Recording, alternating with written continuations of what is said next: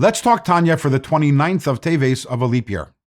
In yesterday's Tanya, we spoke about the idea of Tehi Tzadik, which means that it's not enough to be perfect in thought, speech, and action, even though that might be the maximum that we can actually truly achieve and accomplish. Nevertheless, we should be aspiring also to be tzaddik-like, which means to use our minds to impact our emotions so that our insides also, our internal structure, our feelings also become holier than they are. It's not only about doing the right thing. There's also this process called avodah, which means the internal work, which every Jew and every chassid is expected to do. There is independent value to avodah, to that internal work. Even if you were to be perfect in thought, speech, and action, without it, there is value to trying to work on refining your emotions and developing feelings, holy feelings.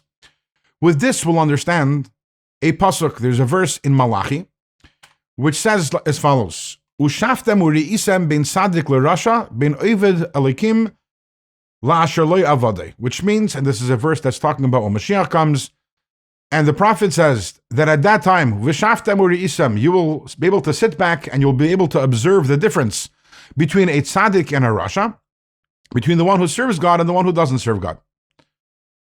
And the obvious question is that there seems to be a redundancy over here in the verse, and actually the Gemara points out this question.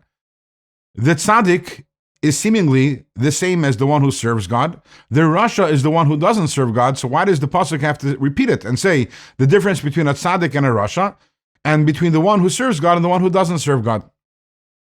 So in today's Tanya, the Alter Rebbe is going to answer the first redundancy. What is the difference between the tzaddik and the one who serves God? So the Alter Rebbe explains, tzaddik is an adjective. This is a righteous person.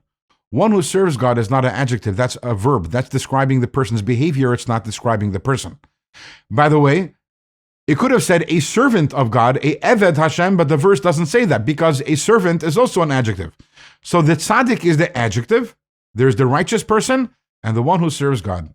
The righteous person, the tzaddik, is the tzaddik whom we have described up until this point. And then there is the Beinani, the one who struggles. That person is not a tzaddik. That person, you can't describe them as an individual, as a holy person, because they still have a lot of unholy feelings and thoughts going on inside them. But they're constantly serving God. They're constantly making sure that regardless of what's going on inside them, they're doing the right thing in thought, speech, and action. That still doesn't answer the other question. What is the difference between the rasha and the loyavadi, the one who doesn't serve God, and the rasha? That seems to be saying the same things using two different words. And that we will answer in tomorrow's Tanya, and we'll also proceed to explain how all this follows the ideas that we just spoke about in yesterday's Tanya.